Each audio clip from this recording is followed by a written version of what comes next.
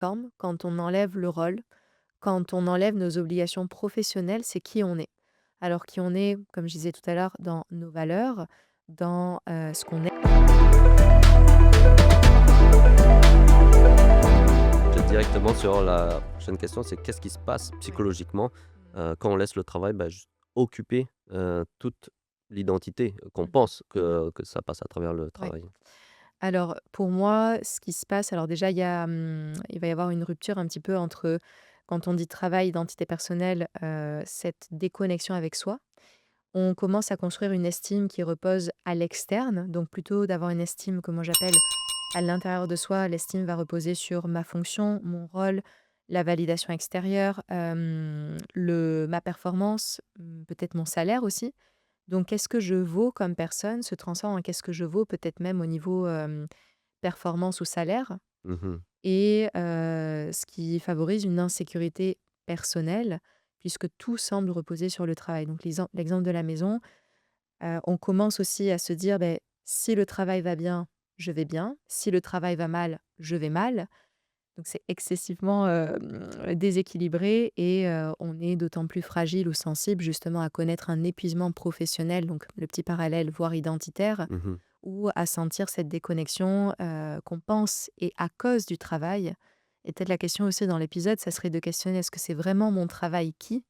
Ou est-ce que c'est la place que je suis en train d'accorder à mon travail qui explique à ce moment-là que je me retrouve plus, je me sens pas bien, je me sens épuisée en arrivant à la maison ou épuisée à l'intérieur du travail même, à ce niveau?»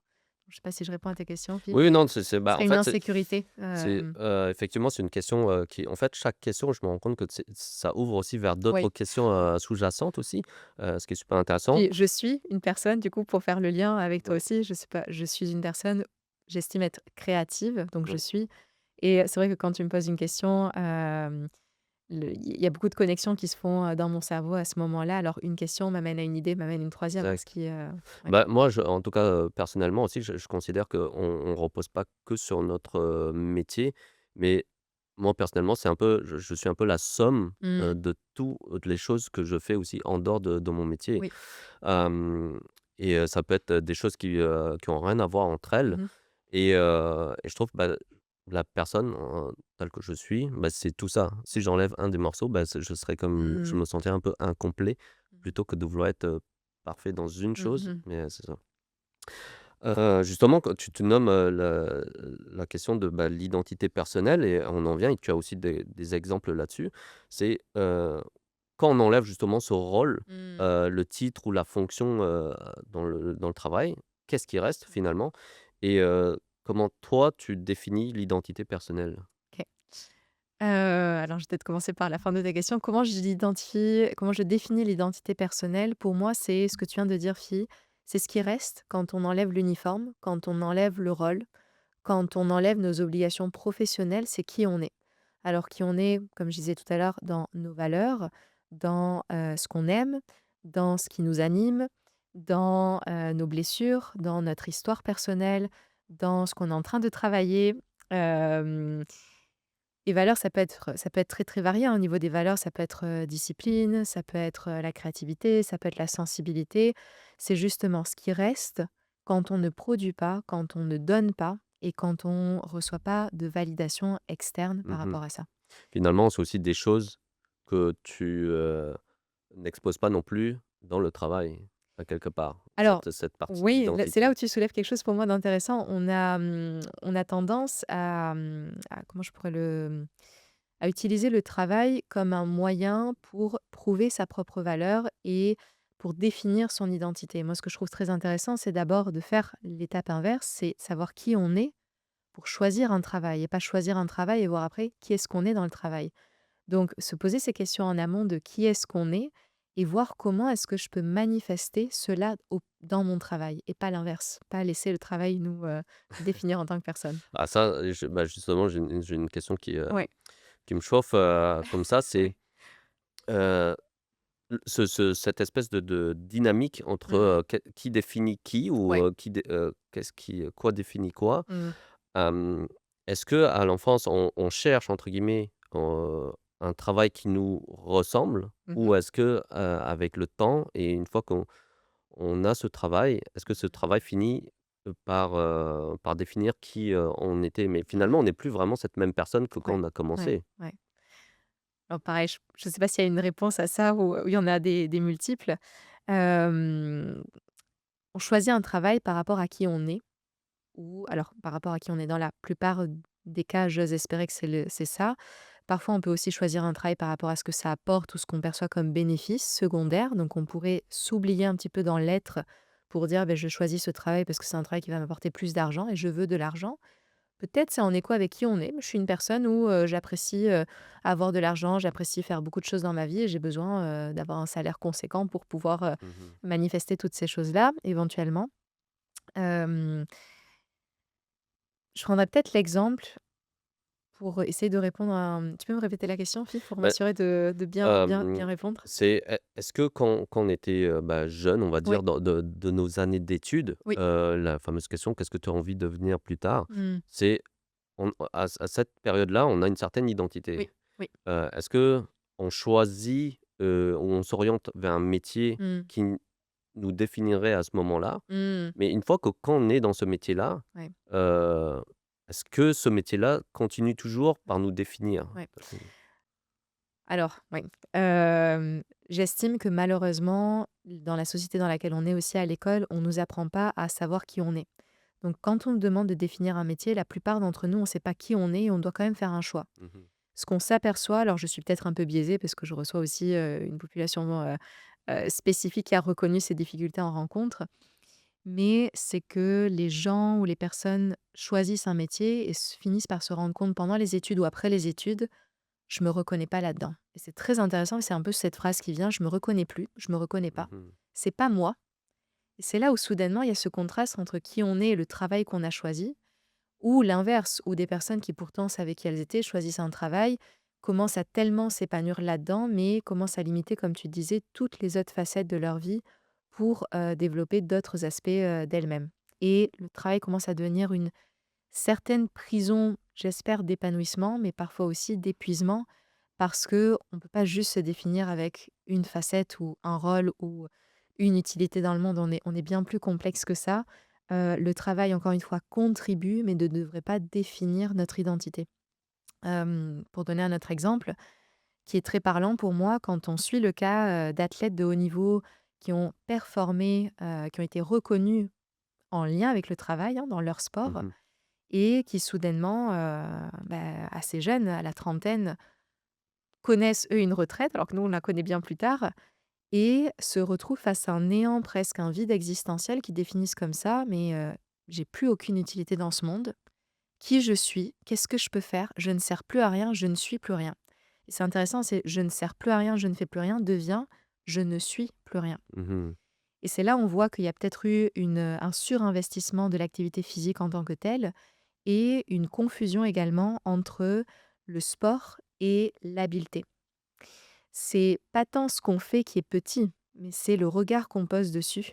À savoir, peut-être qu'il a perdu ses médailles ou peut-être qu'il a perdu son rôle ou peut-être qu'il a perdu son statut, son maillot, mais pour moi, les habiletés derrière le sport, c'est conservé. La discipline, la persévérance, le leadership, la gestion de stress, la capacité de voir sur long terme, la préparation physique, tout ça, ça lui appartient. Le sport ne Mmh. lui enlève rien.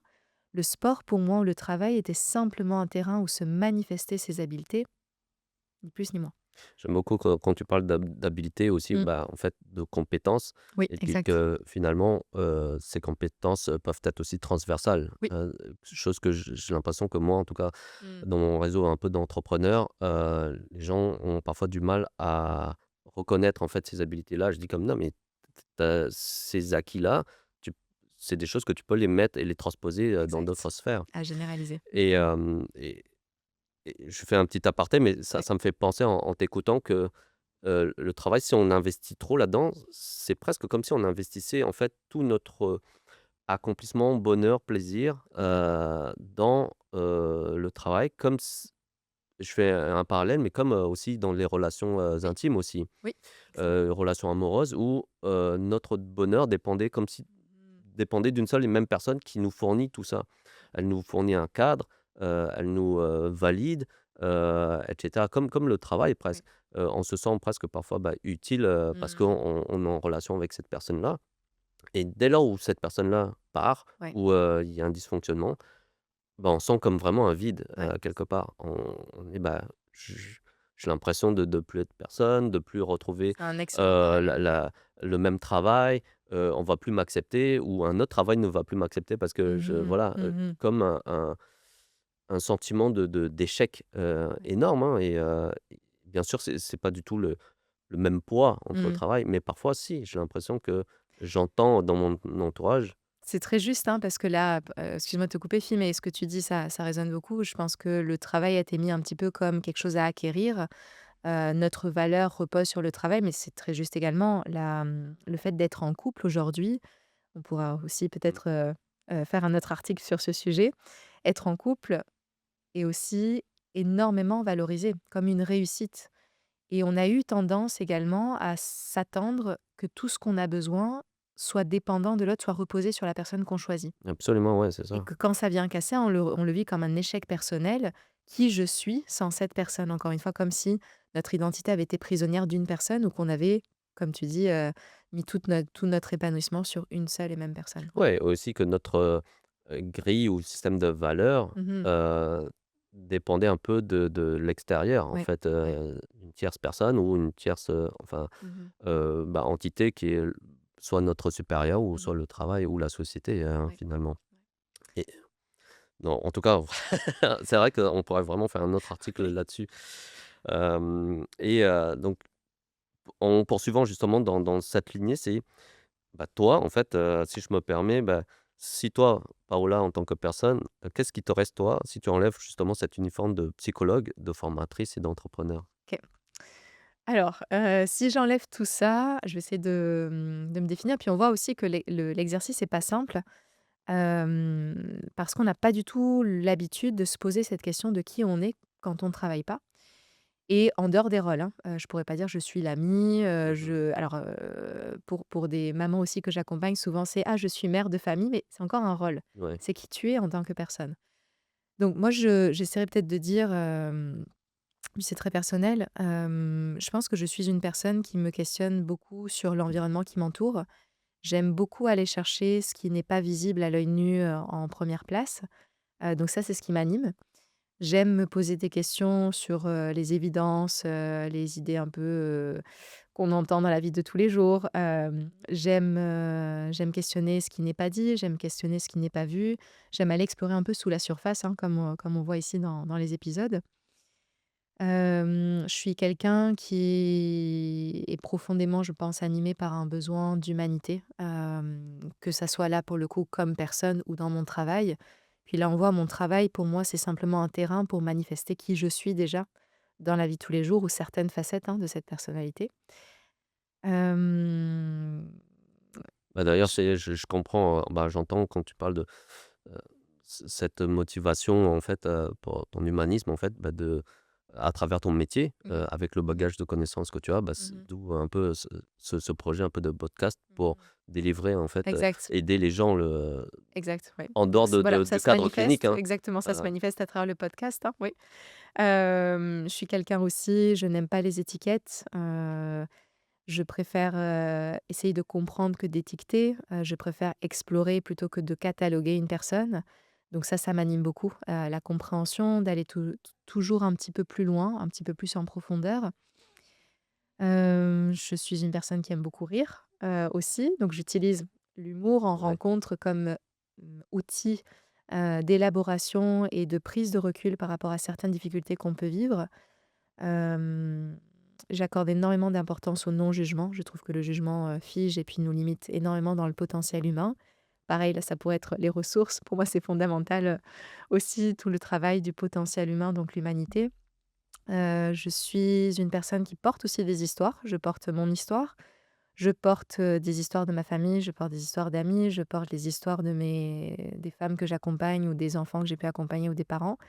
Pour moi, cette narrative-là de vie, elle fait aussi partie de qui je suis. D'ailleurs, Ça pourrait être je me infini, hein. permets, ouais, Ouais. c'est, quand tu parles de narrative, je te connais un peu aussi Mmh mh. et tu parles souvent de on est, l'histoire qu'on se raconte, hein, je pense que c'est quelque chose auquel tu dis, Mmh. souvent Ouais. et ça résonne beaucoup parce Mmh. que ça soit le travail, Oui, la famille, nos relations, nos dynamiques, heu, il y a une part de sélection, hein, de ce exact. que notre identité un peu, c'est une sélection de ce qu'on veut raconter. Exactement, ouais. Puis c'est intéressant que tu le soulignes, à un moment donné, je m'identifiais avec le fait d'être psychologue. Je disais: «Je suis psychologue» et je me sentais aussi en confrontation par rapport à certains de mes collègues ou la psychologie classique d'aujourd'hui, justement, qui à mes yeux est une psychologie qui tend, à mes yeux, un peu trop à étiqueter, Mmh. un peu trop à diagnostiquer et un peu moins à comprendre en amont. Qu'est-ce qui se passe? On est beaucoup dans l'intervention directe. OK, intervenons tout de suite et maintenant. Mais moi, j'estime que la capacité d'observation, d'observer, essayer de comprendre avant de se précipiter est fondamentale. Et je me sentais en décalage entre le fait que je disais je suis psychologue et de percevoir d'autres personnes qui se disaient aussi je suis psychologue et de voir ah mince, il y a quelque chose qui résonne pas avec moi, il y a quelque chose qui n'est pas aligné avec moi.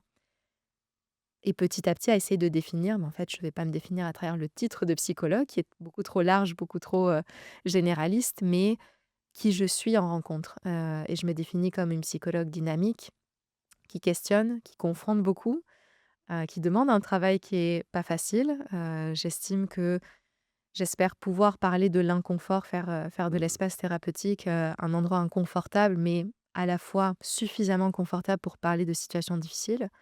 Et c'est apprendre à se définir qui on est à travers justement cette étiquette qui est beaucoup plus, large. Bah, tu le mentionnes, souvent, hein, tu le ramènes, c'est cette, notion de nuance. Mmh. Heu, Psychologue, ça embarque beaucoup de choses Ouais. et en même temps, rien non plus parce que Mmh. quand on est néophyte, on comprend pas trop Mmh. et je ne suis j'ai l'impression à t'entendre, c'est je suis psychologue, mais pas que. Je suis Complètement. psychologue, mais Et maintenant c'est dans j'essaie de cette dire: «Je nuance-là. travaille comme psychologue, mais Exact. je suis Paola». Ouais. Exact Mmh. et ça m'amène justement à un autre, bah, à 3e, en fait, partie qui est les conséquences d'une identité, prisonnière, en fait, Mmh. du travail. Mmh. Justement, c'est là, tu le mentionnes que tu es psychologue, Oui, enfin, en tout cas, tu exerces comme, exact. psychologue. Je Oui. me reprends. C'est Qu'est-ce les qui arrive réflexes, quand le hein. travail devient notre seul miroir? Ouais. Ouais, alors dans l'image que tu utilises, fille, si le travail devient notre seul miroir, beh, qu'est-ce qui se passe quand je perds mon travail? C'est-à-dire ce miroir me renvoie du coup à plus rien, au néant. Et ça serait de se poser la question, pas juste quelle est la place que le travail prend dans ma vie, mais quelle est la place que j'ai pour tout le reste alors dans l'article que j'utilisais pour les personnes qui l'ont lu, je donne cette image d'identité comme un caillou aux multiples facettes, hein, et que soit on en prend soin et puis il y a plein de facettes, elles peuvent Mmh. briller de 1000 façons différentes, soit si on en oublie certaines, elles vont prendre de la poussière, on va même les négliger ou peut-être juste polir une seule facette jusqu'à la transformer en l'illusion que c'est notre véritable identité alors que c'est simplement une Mmh. partie de notre identité. Donc ça serait se questionner, c'est quoi ces facettes-là qui me définissent? Et quelle est la place que je laisse dans ma vie personnelle à ces facettes-là pour se développer? Pas juste en termes quand on parle de travail, on parle plus de tâches, d'aller chercher également en dessous de ces tâches, quelles sont les habiletés qui sont mobilisées pour faire ces tâches. Parfois, Mmh. ça peut nous aider à reconnecter avec qui on est vraiment et pas juste ce qu'on fait, hein. Une tâche, c'est ce qu'on fait, mais pour faire une tâche, il nous faut des habiletés particulières. Par exemple, moi, en tant que psychologue, pour donner un exemple, la tâche, c'est évaluer un motif de consultation en rencontre, évaluer les difficultés de la personne, évaluer son historique, évaluer les objectifs thérapeutiques et puis définir un plan d'action concret. Alors, je fonctionne avec la thérapie brève pour, euh, pour toujours avoir une vision d'ensemble de où est-ce qu'on s'en va. Mes tâches pourraient être définies assez simplement, mais c'est qu'est-ce que je mobilise à ce moment-là? Ben, je mobilise mon non-jugement, je mobilise ma sensibilité, je mobilise, mon observation d'incohérence. Quand j'entends un discours avec des incohérences, je vais aller souligner les différentes choses que j'ai entendues pour avoir une vision plus juste à mes yeux. Je souligne aussi les ressources de la personne, je souligne les habiletés qui sont manquantes. Donc j'ai tout un travail de remise en question. J'ai un travail de régulation aussi personnelle que j'ai dû apprendre. Je ne peux Mmh. pas réagir à chaque fois à ce qu'on me dit. Maintenant, c'est acquis puisque je comprends beaucoup de choses et quand on comprend, j'estime qu'on est moins sujet à l'incompréhension, donc à des réactions émotionnelles. Mais il y a toutes ces habiletés qui font partie de qui je suis, qui sont mobilisées au travail. Donc encore une fois, le travail est juste un espace pour manifester des compétences. Pour le mettre en pratique, hein, Exactement, finalement. ouais. Heu, J'imagine que c'est un peu, en je sais pas, j'ai des valeurs, que ça soit environnementales ou avec, des enfants, bah, je Mmh. vais essayer de, m'orienter pour, trouver un travail ou un Ouais, milieu de ouais, travail auquel je peux, mettre en pratique, en fait, ces exact, valeurs, exact. les exposer et Exactement, puis ouais. j'ai l'impression qu'il y a une notion que jusqu'à maintenant j'ai pas entendue, mais en tout cas j'entends pas trop aussi, c'est que dans le travail, c'est quelque chose où, comme si je veux «donner» Mmh. entre guillemets aussi. Je Mmh. veux prouver ma valeur, je veux Mmh. mettre en pratique, Mmh. mes compétences, mes habiletés. Ouais. C'est je donne, Mmh. hem, mais souvent peu, c'est qu'est-ce que je reçois aussi en Exact. retour? Et j'ai l'impression que, tout à l'heure, tu parlais de burn-out, c'est le fait Oui, de tout le temps donner. oui. En fait, c'est cette, surexagération. Complètement donner, mais aussi parfois dans une direction qui ne nous correspond pas. Oui, Parce tout que à fait. donner dans une direction qui fait du sens, on a pas mal de capacités. Si on se sent aligné avec ce qu'on fait, ce qu'on offre, on peut tenir longtemps. Mais par contre, donner dans une direction qui ne fait pas écho avec qui on est ou parfois même qui vient en confrontation avec certaines de nos valeurs, là, on est limité et puis c'est là où on va sentir un épuisement parce que le corps se dit: «Mais ce que tu me demandes, d'une ne fait pas de sens et de 2 c'est trop». Donc il y a ces 2 notions, hein, la quantité mais aussi dans quelle direction. Ouais, absolument. Beh, aussi simple que ça, mais Mmh. pourquoi est-ce que c'est si difficile, pour certaines personnes, hein, j'imagine, de répondre simplement à la question de, «Qu'est-ce que je suis en dehors de mon travail? Qui je suis?» Alors je pense, fille, que c'est si difficile parce qu'on nous a pas appris à le faire. On nous a tout simplement pas appris à se poser la question de qui on est et là encore une fois pour moi c'est fascinant en rencontre quand je pose cette question, j'ai en général un silence. C'est pas parce que la personne ne veut pas répondre, c'est que littéralement elle ne sait pas qui elle est. Elle a tellement été habituée à produire, à faire. Encore une fois, je dis moi la société, c'est comme un aimant qui nous pousse dans une direction qui souvent n'est pas la nôtre. Soit on en prend conscience, on essaye de freiner, se poser les questions pour identifier quelle est notre direction personnelle. Quand on parle d'identité personnelle, c'est aussi quelque chose d'unique, hein, c'est Mmh. l'unicité de la personne. Donc ça ne peut pas être une direction généralisée pour tout le monde. Mais comme on n'a pas appris à le faire, on se repose sur souvent ce que la société applaudit, sur ce qui est validé socialement. Le danger là aussi, c'est que ce que la société applaudit n'est pas forcément ce qui nous construit en tant qu'humains et c'est revenir sur des questions peut-être toutes simples. Qu'est-ce que j'aime? Qu'est-ce qui m'anime? Qu'est-ce qui me fait peur? Quelles sont mes contradictions en tant que personne? Quelles histoires est-ce que je garde pour moi? Quelles sont mes histoires silencieuses que je ne partage pas à d'autres? Qu'est-ce qu'elles disent sur moi?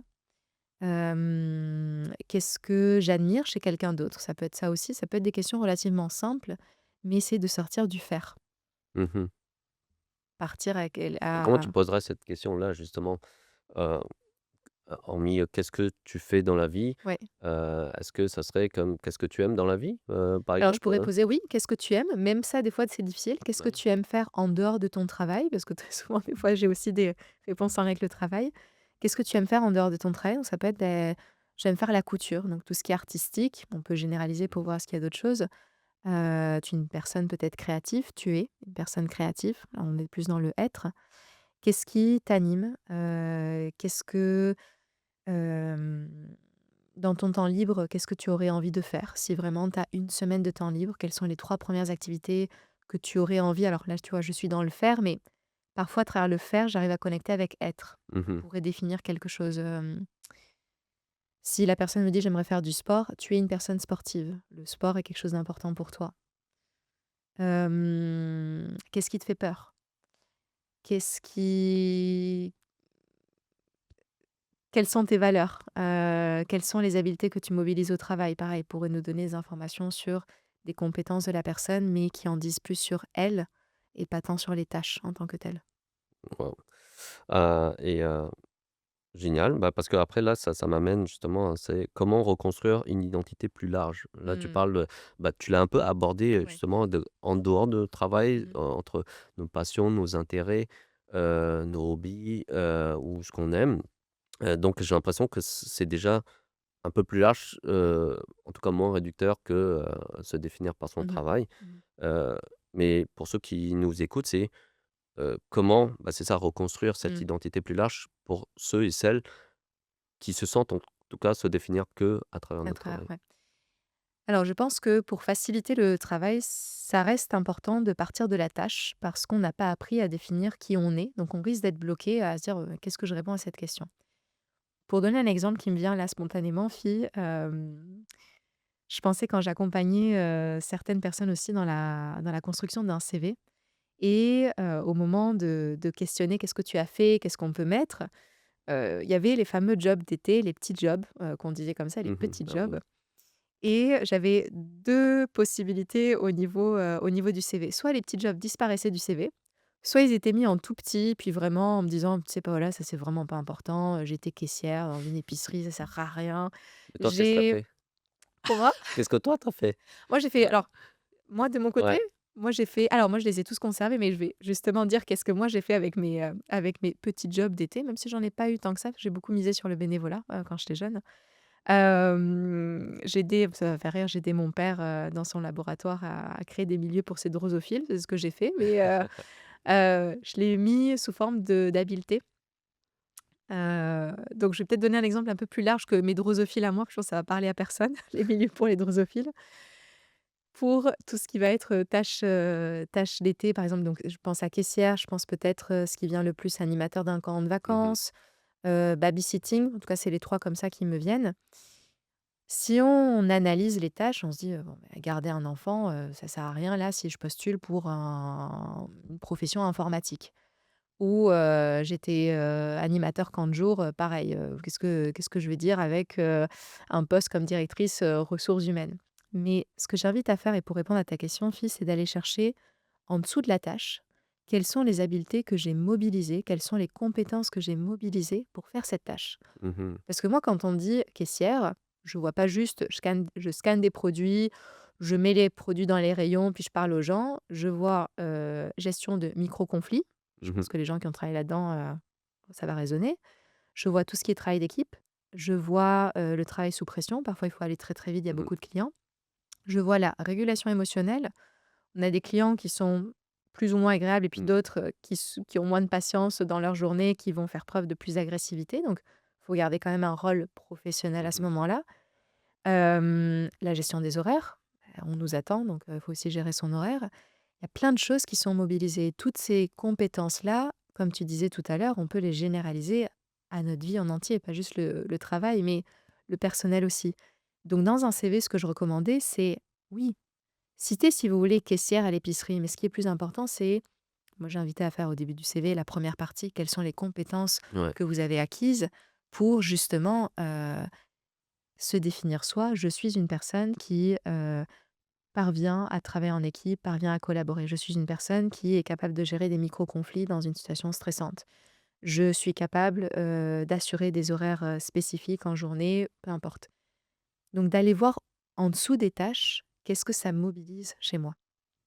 J'ai l'impression qu'en la société aussi ou peut-être des entreprises, ont tendance à, tu me diras si c'est le cas, peut-être dévaloriser ou minimiser Mmh. certains groupes de métiers, Bah, oui. je dirais. Donc, Mmh. est-ce que le fait que de ressentir ça, bah, on veuille un peu les enlever pour avoir comme entre guillemets «un espèce de CV parfait», Oui, en exactement. disant: «Ah bah, je veux pas mettre ça parce que pas que j'ai honte, mais disons que, c'est comme tu viens de le mentionner, moi-même, Mmh. j'ai même pas vu entre guillemets, «ces habilités-là» à travers ce rôle entre guillemets de caissière Mmh. et ça revient en fait à cette notion de rôle et capacité et Exact, habilité.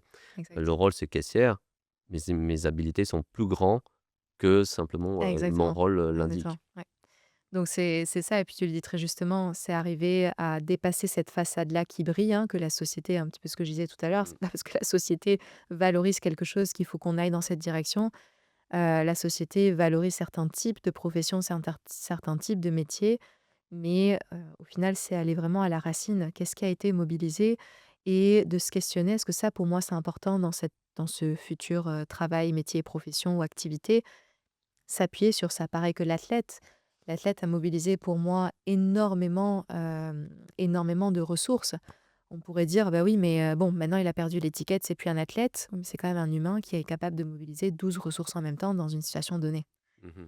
et on peut se définir de plein de façons différentes. Moi, j'invite vraiment à aller plus en profondeur, pas juste à ce qui est vu, rester dans, ce qui n'est pas vu au départ, mais pourtant qui est bien réel et qui est bien là. Bah, ouais, j'aime beaucoup l'exemple de l'athlète parce que ça résonne aussi, Mmh. l'athlète, que j'étais ou que Mmh. je reste en tout cas en partie. Hem, Justement cette notion un peu de se recycler. Oui, Parce que quand tu parles d'habilité, ouais, j moi ce que j'admire souvent en tout cas, c'est, les paralympiques là, ouais. enfin «d'athlètes» entre guillemets, parfois Mmh. qui bon, malheureusement ont eu un accident et qui ne peuvent plus vraiment Complètement. exercer. Oui, Mais d'une certaine façon, oui, avec là une force de résilience, continuent soit exact. à pouvoir, Mmh mh. pratiquer, Mmh. sous une autre forme, Oui, parfois même sous cette nouvelle forme, ils oui, se redécouvrent en fait ou même une nouvelle couche un peu d'identité presque ouais. et j'imagine que ça peut aussi s'appliquer dans d'autres métiers ou presque voir tous les métiers et Je se pense que recycler exactement. en réutilisant un peu toutes ces habiletés-là, Mmh. la force mentale, la Ouais. persévérance et Ouais. cetera. Est-ce qu'on recycle les habiletés ou est-ce qu'on recycle, l'identité professionnelle ou l'étiquette? Parce qu'encore une fois, l'athlète qui a eu un accident, est-ce que vraiment il recycle sa persévérance? Pour moi, la persévérance reste peut-être la même et c'est ça qui va lui Mmh. permettre de parfois il y a cette notion de recycler que j'entends, il y a comme un changement, il y a une transformation, mais il y a plein de choses qui restent avec l'individu. Un athlète qui n'est plus un athlète conserve la même discipline, conserve, Mmh. le même courage, conserve les mêmes capacités de leadership en fonction de donc il y a même pas besoin de recycler, c'est acquis. Ce que tu veux dire, c'est qu'il était déjà comme ça. Il était Il déjà comme était ça. Il comme ça avait déjà avant d'être exactement, athlète. ouais, ouais. C'est Alors avant d'être athlète, mais à la fin aussi quand il Mmh. prend la retraite, il possède déjà toutes ses habiletés. Il y a pas forcément une transformation à faire, il y a peut-être plus une transformation au niveau du statut social que lui doit recycler, Mmh. parce que le statut d'avant athlète ne fonctionne peut-être plus, mais tout n'est pas à transformer. Il y a des choses qui sont là. Par Qui lui sont exemple propres en fait, exactement, si moi, demain, on me dit: «Bah, voilà, tu peux plus exercer comme psychologue», ma sensibilité, j'ai pas besoin de la recycler. Mmh. Elle restera la même. Ma capacité d'analyse pourra être recyclée dans un domaine différent, mais elle restera quand même la même. Donc de pas avoir l'impression qu'on a tout aussi à transformer. Il y a des choses qui nous appartiennent et qui Ouais, nous c'est définissent. ça.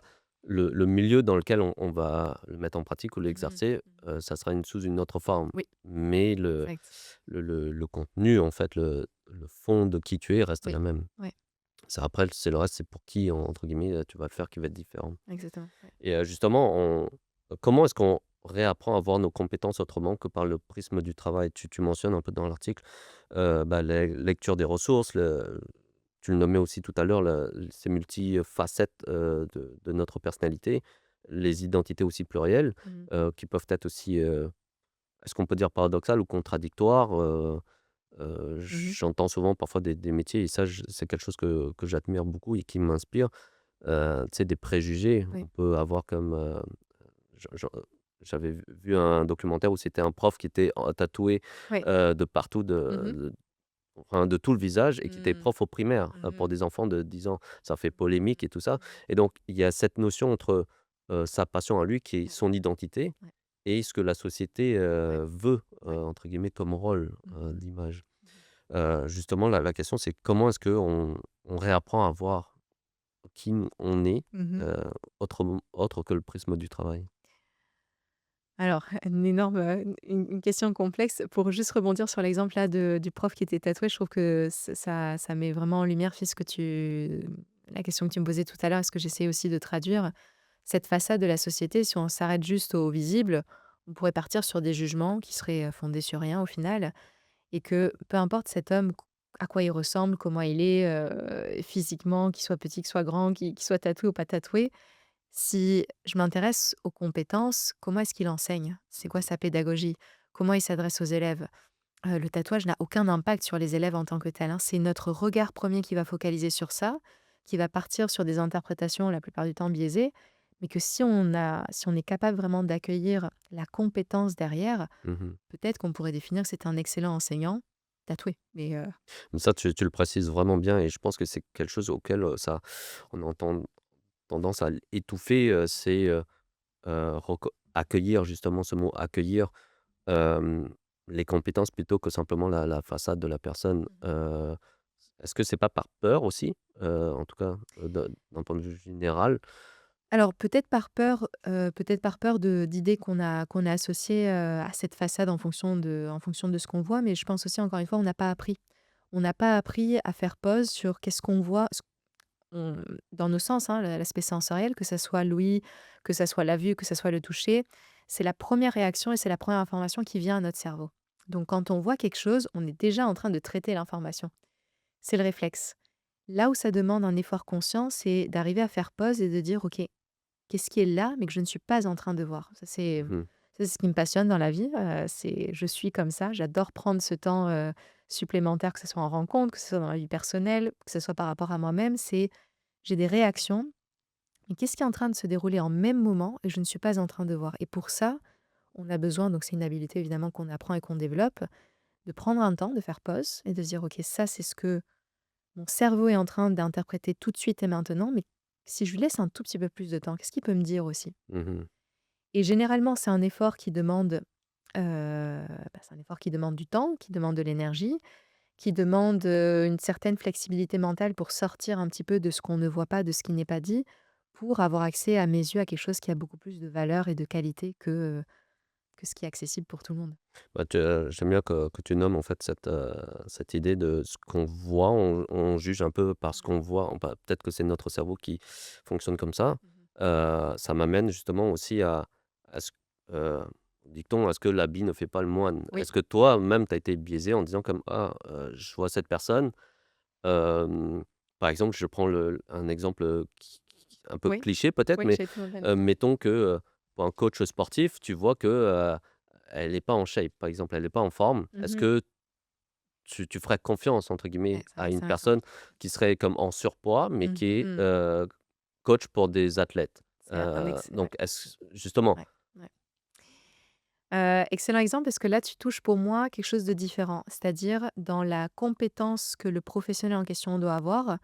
Alors là, ça serait un shape, une morphologie sportive ou d'athlète, hein, de ce que je comprends et le coach sportif serait, par exemple, en surpoids. Là, j'ai 2 informations contradictoires. C'est-à-dire que le professionnel en question est soi-disant professionnel, compétent pour obtenir un corps d'athlète ou sportif, mais le sien ne véhicule pas cette image. Donc j'ai une incohérence dans ce qui est vu et ce qui n'est pas dit. Mmh. Donc là, je questionne. Ça ne veut pas dire tomber dans le piège, ça serait: «Oh là là, je vais pas aller là-dedans parce que c'est vraiment, c'est dangereux». Ce serait aller questionner. Est-ce que cette personne est intéressée pour avoir un corps, d'athlète ou sportif? Je Mmh. questionnerai ça. Si la réponse est oui et que la personne n'a pas ce corps-là, peut-être que je ferai un autre choix au niveau de ma confiance.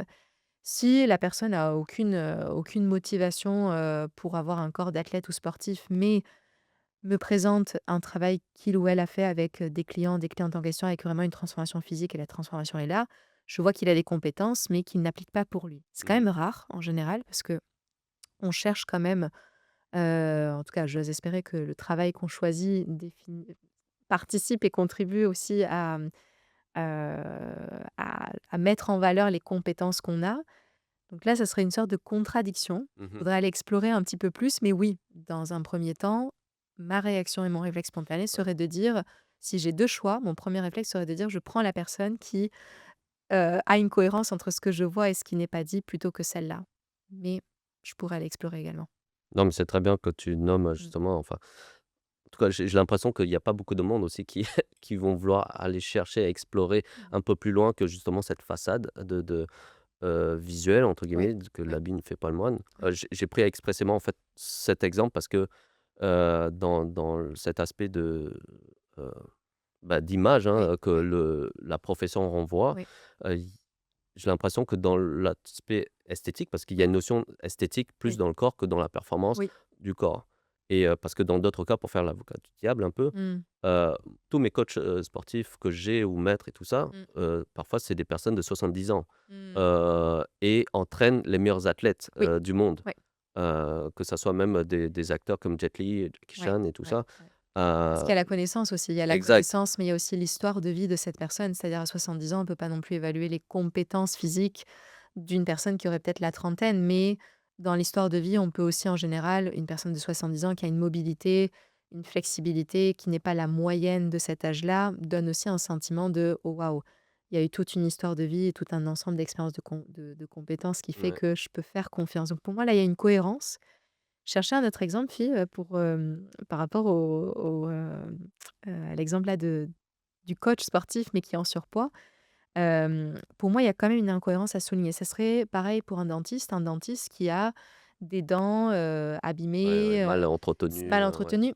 Je pense qu'il y a une incohérence dans le discours aussi qu'on transmet, parce qu'il y a quand même des recommandations qui doivent être faites d'un point de vue santé physique Ouais. ou santé psychologique. Pareil, quand je travaille et quand je fais des recommandations, j'ai un petit boomerang qui me vient en me disant: «Voilà ce que tu appliques pour toi».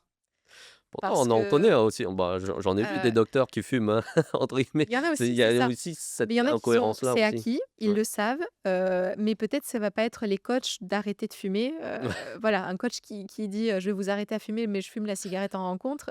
Ah, Je je suis connais des pas professeurs sûre qui fument en même temps qu'ils coachent des bon, des je suis pas sûre que ça soit la personne à qui on s'adresserait pour arrêter. Je pense qu'on a besoin d'une cohérence dans la vie ouais, de ouais, tous les ouais. jours. Encore une fois, attention de ne pas tomber dans le piège, mais pour moi, il y a une cohérence aussi avec ce qu'on transmet, ce qu'on souhaite transmettre et puis ce qu'on incarne aussi. Je souhaite transmettre le fait que dans mes rencontres, la flexibilité mentale, pour moi, c'est une habilité que j'estime fondamentale dans la vie de tous les jours. Mmh. La capacité à nuancer, je dois travailler là-dessus. Je me définis pas aujourd'hui comme une personne rigide. J'ai mes rigidités aussi par moments et je suis encore en train de travailler là-dessus, mais je pratique la flexibilité, Mmh. très régulièrement, dans la vie de tous les jours. Donc Bah, ça j'imagine que ça permet aussi de développer, cette force de résilience aussi et oui, de s'adapter oui, à différentes situations oui, parce que la vie, elle est ouais, ce ouais, qu'elle est, exact, il nous arrive des choses et exact. puis, plus on est rigide et moins on sera, apte, en tout cas, Oui, à réagir à oui, cette nouvelle situation. exactement. Hem, Est-ce que le problème finalement, ce n'est pas que le travail prend trop de place, Mmh. quelque part, bah, dans nos vies? Parce que, bah, c'est 75 de notre, vie, de longue enfin vie, Mmh. puis annuelle, Oui, mensuelle, oui. mais aussi, bah, que ça soit hebdomadaire, c'est 5 jours sur 7 Ouais, jours tu fais bien de le souligner, oui.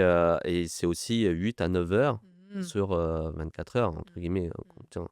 Donc, comment est-ce qu'on régule ça? Est-ce que la lunette Ouais, de j'ai reçu ça, une question aussi d'un membre, enfin d'un auditeur, c'est oui. la proportion, en fait. À quel moment est-ce que on se définit que, bah, 75 représente notre identité, ou pas? Est-ce que tu peux répéter la question là, au C'est niveau des 75? Oui. est-ce que le fait que, bah, le problème en fait de la place en fait du travail, Mmh. est très importante dans notre vie, à peu Ouais. près à 75, hein, c'est pas une donnée exacte, scientifique. Hem Est-ce que le fait que que cette place en fait définit, conditionne un peu notre identité? Oui.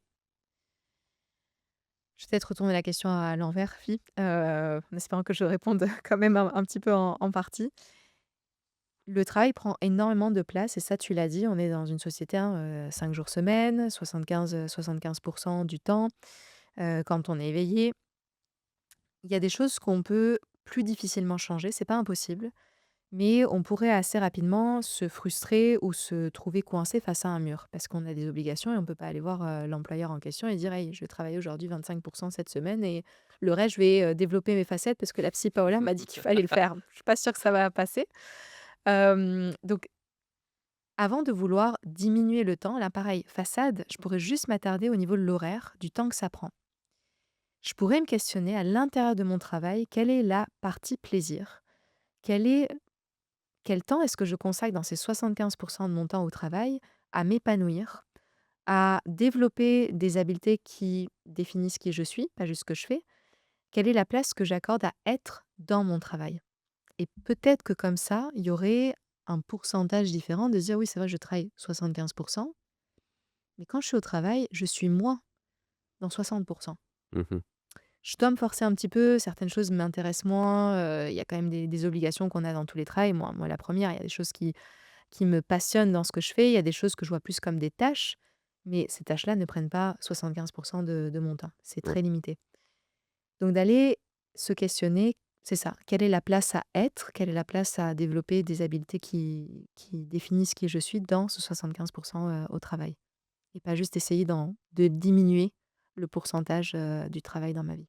ouais On peut, mais c'est plus dur. et peut-être pour nuancer si, je peux me permettre, c'est, Mmh. on s'adresse, quand on parle de ça, c'est il y a une condition, en tout cas, il y a un contexte, c'est pour les per ça s'adresse ou ça concerne du moins Ouais. les personnes qui ont eu la chance Mmh. d'avoir fait le choix de faire Oui, ce travail-là. Parce oui. qu'il y a aussi une grande, proportion en fait de personnes aussi Oui. qui ont pas le choix de choisir, tel métier ou parce que il faut manger, enfin il faut trouver Oui, un travail et donc c'est un peu le premier emploi oui, et ils «s'adaptent» entre guillemets à oui. ça et pour ces cas-là entre guillemets, Mmh. c'est peut-être un peu plus difficile entre guillemets de se dire comme: «Ah bah, je vais prendre du plaisir parce que c'est Oui. vraiment pas mon choix parce que c'est un job alimentaire Mmh mh. et Mmh. je me définis pas là-dedans». J'ai fait ingénieur mais je suis obligé de Et pour ton fils, ça serait quand même ma recommandation d'arriver à trouver une notion de plaisir là-dedans, malgré tout. Ça peut être, il y a plein de choses qui peuvent être faites. Est-ce qu'il y a possibilité dans ce travail de faire quelque chose en parallèle? Je te dis n'importe quoi. Imaginons quelqu'un a pris un travail dans une bibliothèque, vraiment ça ne l'intéresse pas, mais il a besoin de sous. Est-ce qu'en parallèle, il pourrait pas faire une formation, en parallèle, en étant présent, mais qu'il puisse, faire ça en même temps? Est-ce que quelqu'un qui travaille à l'épicerie, se dit: «J'ai besoin d'apprendre l'espagnol», est-ce qu'il pourrait pas en parallèle faire aussi une formation pour apprendre, une langue? Il y a à mes yeux, parfois on a l'impression qu'on n'a pas le choix, mais il y a du choix dans le non-choix aussi. mmh Il y a peut-être pas le choix, il faut que je trouve un travail, il me faut une source de revenus. Maintenant, j'ai du choix pour savoir dans quel domaine est-ce que je vais aller chercher cette source de revenus. Évidemment, là, je généralise, il faudrait peut-être un exemple plus concret, mais il y a aussi du choix à l'intérieur de ce non-choix pour apporter une notion de plaisir, de satisfaction, de légèreté. J'ai des personnes parfois au travail, qui ont déjà dit: «Bah, je joue un personnage au travail, puis je m'amuse. J'aime pas du tout ce que je fais, mais je m'amuse à être, la personne qui connaît tout sur son travail et puis j'accueille les clients avec confiance» ou au contraire, je me laisse un petit peu, déteindre, dans ce travail qui ne correspond pas à qui je suis. Ouais, bah, j'aime beaucoup un peu, ce que tu dis dans le sens que tu prends en fait la situation, en tout cas Oui. le contexte du travail, comme pour essayer de redéfinir, Mmh. un peu mon rôle. C'est pas Oui, le travail qui donne le rôle de qui je exact, suis, mais exact. je reprends un peu ce contrôle de je prends le rôle de Oui, qui je veux être dans, exact. le travail. Si c'est Très ça bien que j'ai dit. compris. De redevenir acteur ou actrice, hein, dans le travail et pas une victime du travail. Mmh mh. D'essayer de questionner qu'est-ce qui appartient à mon contrôle et pas juste focaliser sur toutes les choses que je ne peux pas changer. On met énormément d'énergie à regarder ce qui nous bloque, ce qui nous frustre, ce qu'on ne peut pas changer, mais il y a systématiquement des choses qu'on peut changer, qui sont accessibles, qui demandent un temps, qui demandent un petit peu d'énergie, mais ça serait c'est ça. Comment est-ce que je peux redevenir actrice ou acteur dans ce travail, que dans lequel je me trouve? Bah, ça vient un peu à ma prochaine question, c'est Mmh. comment concrètement, Oui. est-ce qu'on peut commencer à élargir justement son identité? Tu mentionnes, la curiosité, les besoins, les valeurs, les Mmh. passions oubliées, Mmh. heu, mais concrètement, tu sais, on est happé un peu par, les obligations un Oui, peu de la vie, du oui. travail, de faire son épicerie, de faire Mmh mh. ci, faire ça, Mmh. et aussi, de répondre aussi socialement Ouais. aussi, à des demandes, comment comment est-ce qu'on peut retrouver ce temps-là Mmh pour, mh. Mmh. élargir? Trouver le temps ou élargir, ou les 2 en même temps? Ou élargir C'est les bah, c'est moi j'aime bien souvent dire j'ai un dicton souvent que j'emploie, c'est, si on remplace le mot «temps» par «intérêt», quand je dis: «Ah j'ai pas le temps de ci, j'ai pas le temps de ça» et j'essaye moi-même à me dire: «Ah en fait si j'ai pas le temps, c'est est-ce que j'ai pas d'intérêt à faire ça?» mmh mh. Mmh. Je pense que déjà ça pourrait être, un guide pour les personnes de remplacer le mot «temps» par «intérêt» et voir qu'est-ce qui se passe. Mmh. Est-ce que j'ai pas le temps d'aller au gym ou est-ce que j'ai pas l'intérêt d'aller au gym? Et se responsabiliser par rapport à la question ou à la réponse qu'on donne aussi en lien avec ça. Parce que le temps, on en a tous. Je pense, c'est une des choses les plus justes dans ce monde. On a Mmh mh. tous la même quantité de temps dans Mmh. une journée. Pourtant, il y a beaucoup d'injustices, mais ça, c'est pareil pour tout le monde. Sur 24 heures, si on prenait 8 heures pour Mmh. dormir, 8 heures pour travailler, 8 heures temps libre, dans le temps libre, il y a peut-être d'autres Mmh. choses personnelles qui se rajoutent, mais ça nous reste quand même un 8 heures en général disponible.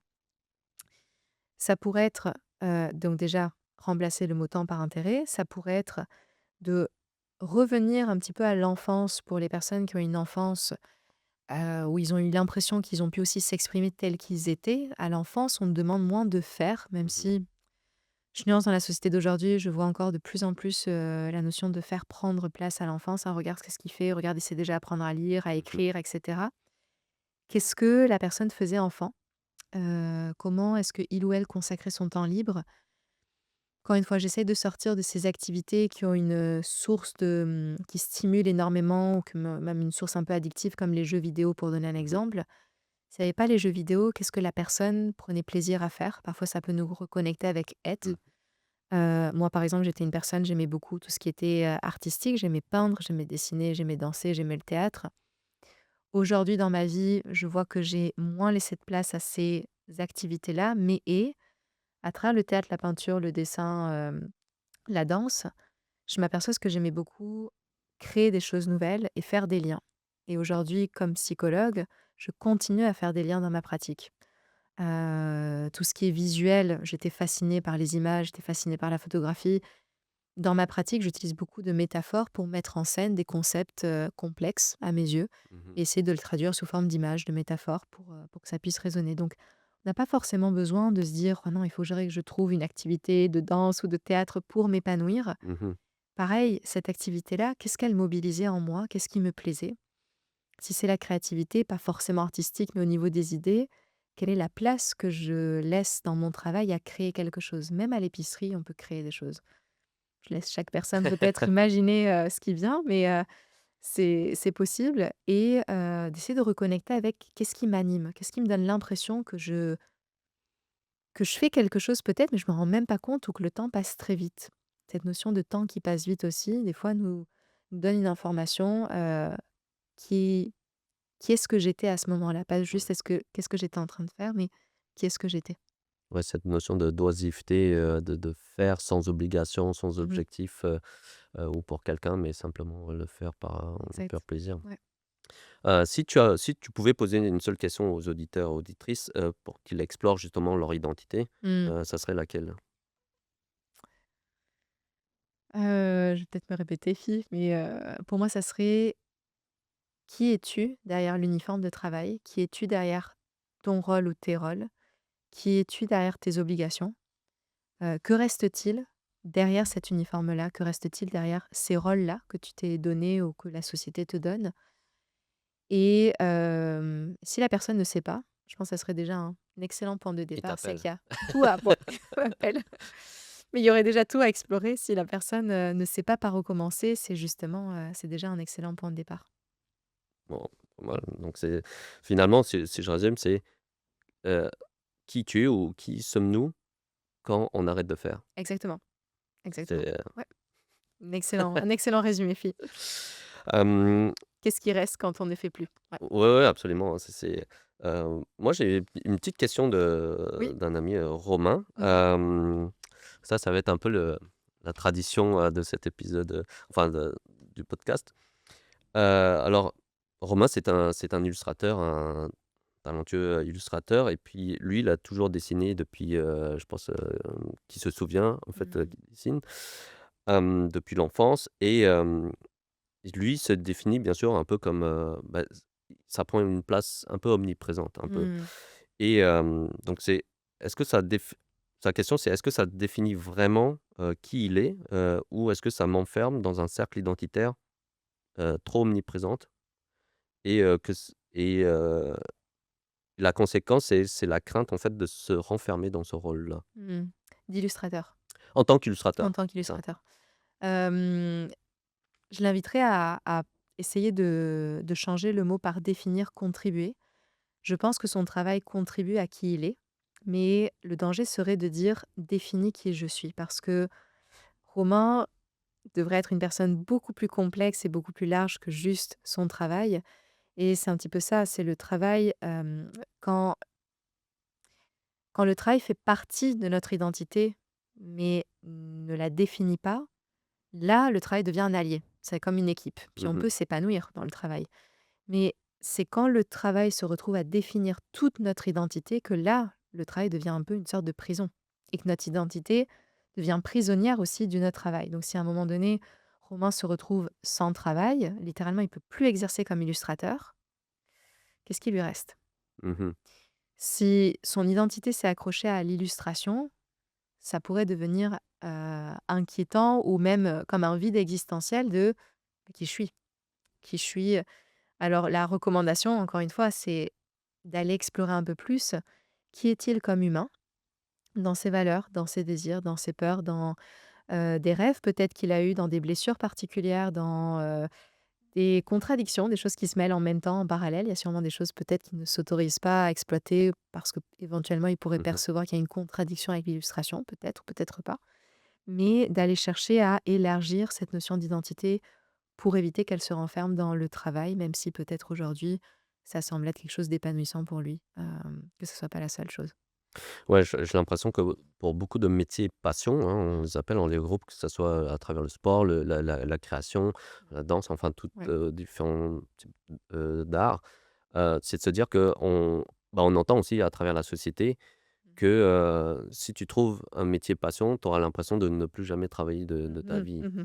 Mmh. Et j'imagine, bien sûr, c'est illusoire ou ça peut être un mirage aussi, tant mieux pour certains artistes, en fait, on les reconnaît à travers Mmh. justement que, leur art. Ouais, Effectivement, quand on retire ça, ouais, qu'est-ce qui reste? exact. Ouais. Et finalement, comment est-ce qu'on peut, je ne sais pas si on peut parler de se recycler ou est-ce qu'on devient «prof» entre guillemets de illustrateur, par exemple, dans son cas à lui, Ouais. heu, ou est-ce que ça peut prendre la forme d'une autre forme, mais à travers l'illustration, ou ça peut être complètement autre chose Pareil aussi? que ce qu'on discutait peut-être, tout à l'heure, Fi, pour moi, Romain aussi pourrait se questionner quelles sont les habiletés en jeu, pas juste, illustrer, c'est juste une Mmh mh. habileté, mais l'illustration comporte plein d'autres habiletés, sous-jacentes. Il pourrait prendre le temps d'identifier tout ce qui est mobilisé dans une illustration. Mmh. Je pense qu'il y a une question de réflexion, il y a une question de vision aussi moyen court terme. Il y a peut-être alors il saura beaucoup mieux que moi aussi répondre à cette question, mais voir tout ce qui peut être mobilisé, un travail d'équipe, un travail aussi entre clients, un travail de compromis, une gestion de temps, une gestion de finances. Il y a plein de choses qui sont mobilisées en dehors de illustrer, Mmh. qui définissent sûrement des parties de lui, des parties de qui il est et de voir comment est-ce qu'il pourrait généraliser également ailleurs pour, pas s'enfermer dans cette étiquette-là de juste illustrateur. Il travaille sûrement comme illustrateur. Mmh. Peut-être qu'à des moments donnés, il dit aussi: «Je suis illustrateur», mais qui es-tu au-delà de cette étiquette? Il y a plein de choses qui doivent apparaître. Bah, génial, en tout cas pour, clôturer un peu cet épisode, peut-être que j'inviterai même, à nos, auditeurs et auditrices, en fait, de répondre, donc à ta question. Qui êtes-vous, finalement, en dehors de votre travail, Mmh. quand vous n'êtes, heu, en dehors du faire? Donc répondez en commentaire, donc dans cet épisode-ci. Si vous avez d'autres questions, on pourra y répondre. En tout cas, je pense que Paola, se fera un plaisir de répondre à vos questions. Je termine aussi, en vous invitant bien sûr à vous abonner à notre chaîne, de podcast, autant sur, YouTube que, notre chaîne aussi, enfin notre page Instagram. Bientôt, vous retrouverez aussi, nos épisodes sur, Spotify pour une lecture beaucoup plus auditive. Et donc, merci beaucoup Paola pour cet, épisode, tes éclaircissements, qui nous font, du bien, en tout cas, et j'espère avoir aussi, en tout cas contribué Bien à sûr. à la réflexion. Et À ma propre réflexion, oui. ouais, et puis, je te retrouve, au prochain épisode, avec grand plaisir. Puis, je vous retrouve aussi, au prochain à la prochaine vidéo. Avec plaisir. Merci Paola. À bientôt, Fie.